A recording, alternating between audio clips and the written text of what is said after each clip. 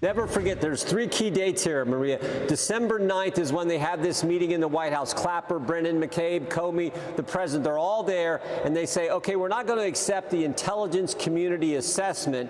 We're going to change that. And President Obama was just alluding to that. And then you have the date January 3rd. A few weeks later, Chuck Schumer goes on one of the Sunday shows and says, talking about then President-elect Trump, he says, if you mess with the intelligence community, they have 6 ways from Sunday at getting back at you. And then 3 days later, January 6th, they all go up to Trump Tower to give President Trump what he believes is his incoming defensive briefing as the new, as the president-elect. He thinks he's getting the normal defensive briefing. Instead, it's a setup. They go up there, talk to him about this, and then Comey tells him about the dossier that they already know is baloney. Just an extraordinary situation that we covered right there, up close and personal. Watched it, lived it. House Judiciary Committee Chairman Jim Jordan with me moments ago, laying out that phony Russia-Trump narrative and how it wormed its way into the public consciousness. Even as newly declassified documents prove, it was all created by the Obama administration and its officials.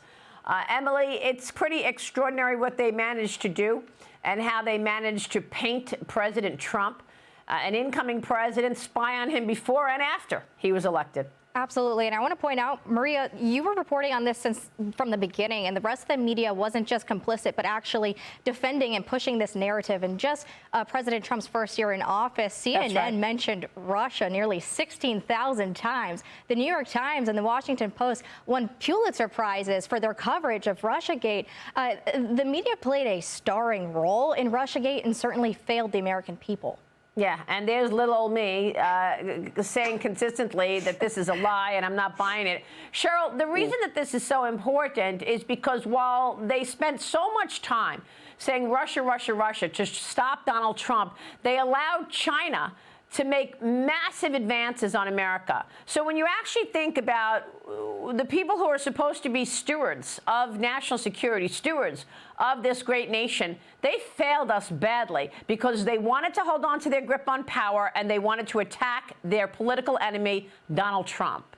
And I always wonder, what is it they were just so afraid of with Donald Trump? Was it the 2017 tax cuts that were very successful and spurred economic growth?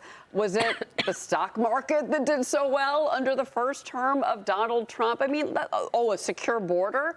I mean, I just have to wonder about what, you look back now and you think, what in the world were they thinking? But the other thing, well, too, we all know, Cheryl, they were afraid that their grip on power was going to go away. Well, they knew President Trump was going to upend everything. He was promising it. He was threatening it and drain the swamp. And they were afraid they were going to lose influence. It was all about them and losing their grip on power. Right. Also, too, Maria, can I just make one point? I think about Carter Page, who you've interviewed on this program several times in Sunday Morning Futures, and how his life was basically ruined. And I'm wondering, as this investigation under the DOJ continues, how Carter Page is going to be feeling about these revelations when they come out.